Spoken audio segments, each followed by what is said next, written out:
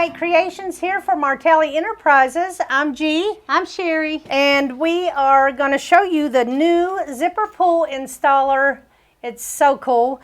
For those of you that like to make your own zippers, you're going to install the zipper pull into the installer face down so that you are looking at the flat part of the zipper head. We are going to separate the zipper, and then we are going to put it with our zipper tape face down, teeth down, and we're going to just slide it in there and pull the ends, and there is your zipper installed, the zipper pull installed. You can pull it out, zip, zip, zip, and there's your zipper tape all ready to go with your zipper pull on there.